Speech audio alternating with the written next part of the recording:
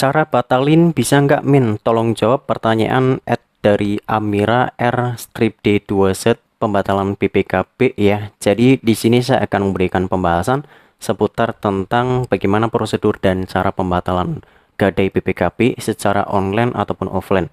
Jadi layanan sekarang ada ya fitur gadai PPKP yang disediakan oleh GoPay, kemudian ada di layanan Shopee, ada Aku Laku, lalu kalian bisa juga gadai BPKP di buff secara offline menggunakan BFI Finance secara offline juga, kemudian layanan yang lainnya seperti ACC Finance dan mungkin bisa menggunakan Astra.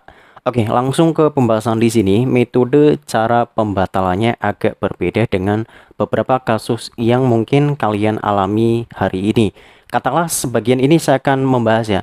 Jadi bagian pertama saya akan membahas mengenai pembatalan gadai BPKP yang baru mengajukan ataupun mengirim data dokumen saja. Jadi misalnya kalian baru mengirimkan pengajuan dokumen, KTP dan yang lainnya. Bagian yang kedua sudah diproses pencairan, bagian yang ketiga sudah dilakukan pencairan dan sudah berhasil dan kalian sudah mendapatkan nomor kontraknya. Silakan buat kalian yang kebingungan, saya harap kalian benar-benar disimak video ini agar tahu ya metode cara melakukan pembatalan ataupun return PPKP yang sudah digadai melalui leasing ataupun layanan pembiayaan yang kalian gunakan. Ini kurang lebih proses dan prosedurnya mirip, hanya berbeda saja ketentuan ataupun orang yang menangani kalian. Semoga kalian mendapatkan leasing ataupun orang yang bagus juga ya, yang melayani kalian dengan sepenuh hati dan memudahkan jika memang kalian ingin melakukan pembatalan.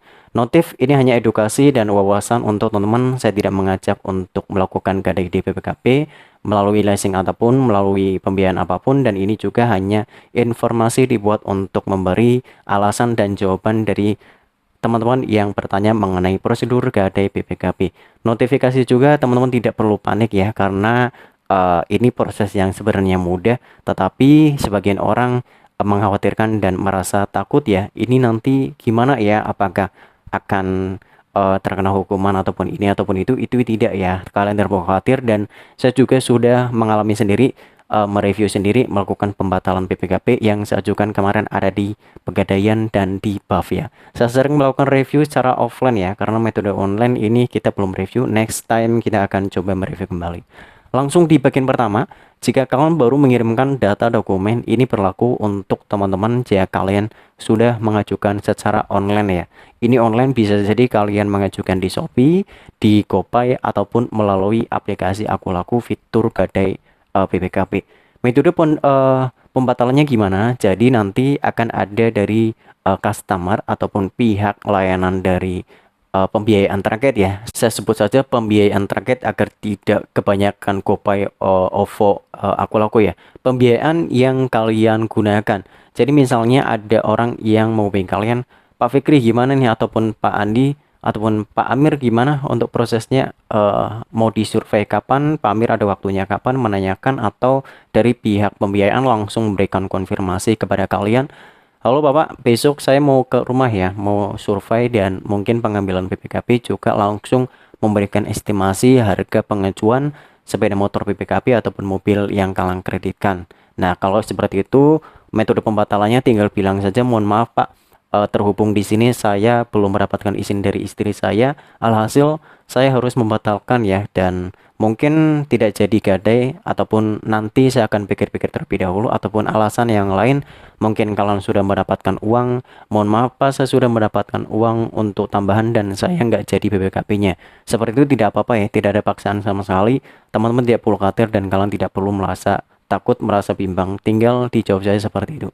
Kemudian yang kedua ini, kalau dokumen sudah masuk dan dana segera dicairkan, gimana cara membatalkannya? Juga sama ya. Kalau bagian nomor 2 ini biasanya dari sales ataupun pihak pembiayaannya tidak menghubungi kalian. Jadi biaya pembiayaan ini sudah selesai, sudah dilakukan proses survei ke rumah, prosesnya sudah selesai dan tinggal menunggu dana dicairkan, segera hubungi pihak dari pembiayaannya, misal PFI dan yang lain, hubungi langsung ya, segera itu hubungi, ajukan saja Pak pembatalan, misalnya kalian alasannya apa ya? Mohon maaf Pak, hari ini saya akan mengajukan pembatalan dan mohon sekali dana jangan diproses pencairan dulu dikarenakan ada kendala tentang keuangan ya. Kalian pokoknya berikan alasan apapun untuk meyakinkan si pemberi ataupun layanan pembiayaan tersebut seperti saya kemarin sudah diproses ya. Saya sudah mengajukan proses melalui ada beberapa layanan antara lain bukan yang saya sebutkan tadi ya. Saya sudah mengajukan dan sudah memproses, tinggal uangnya dicairkan dan saya langsung bilang mohon maaf Mbak, saya ingin mengajukan pembatalan dari PPKP-nya. Tolong jangan diproses dulu karena saya masih ada beberapa tanggungan dan saya ingin melunasi terlebih dahulu ya. Terhubung BPKP itu kemarin memang saya masih ada sisa beberapa tagihan, saya memberikan alasan seperti itu kepada pihak pembiayaan dan itu mbak-mbak si perempuan yang membantu saya memproses ke dia. Jadi saya bilang kepada pihak pemberi layanan pinjaman itu untuk tidak memproses lanjut pencairan dana yang sudah saya ajukan walaupun itu sudah disurvei. Karena itu sudah disurvei juga saya memberikan alasannya terkait dengan keuangan dan mungkin saya sudah memperhitungkan ternyata beberapa bulan ini saya tidak sanggup untuk membayar sejumlah tagihan kalau memang itu dicairkan. Jadi mohon sekali dibantu untuk proses pembatalan KD BPKB-nya. Dan sampai di situ sudah langsung diproses dari pihak pembiayaan tersebut dari cabang langsung memberikan informasi ke pusat layanan kemudian pembatalan disetujui lalu kalian tinggal datang ke kantor untuk mengambil BPKB-nya. Tidak perlu panik, tidak perlu bingung, tinggal diberikan senyum saja, bicara yang enak, tidak perlu panik, yang adem saja ya. Kalian tidak perlu berbicara seperti orang ketakutan, santai. Kemudian bagian yang terakhir ini gimana kalau dana sudah dicairkan?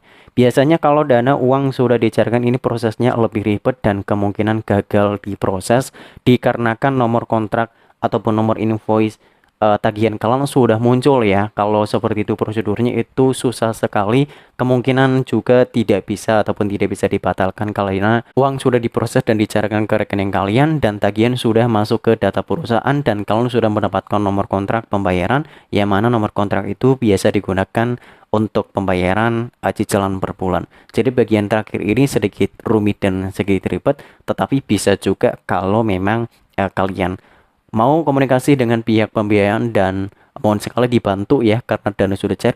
Biasanya ini kalian harus membayar beberapa biaya seperti bunga, biaya layanan ataupun pembayaran sebagian kalau memang kalian setuju itu bisa diproses ya. Tetapi kalian harus membutuhkan biaya ya seperti biaya layanan karena sudah dilakukan proses survei, biaya transportasi pihak dari pembiayaannya juga, lalu biaya materai dan biaya persetujuan biaya administrasi dan pajaknya juga biasanya kan harus dibayarkan sesuai dengan kesepakatan antara dari pemberi dana dan penerima dananya melalui pembiayaan apa yang kalian gunakan. See you next time, silahkan share di kolom komentar jika kalau ada beberapa pertanyaan dan bye bye.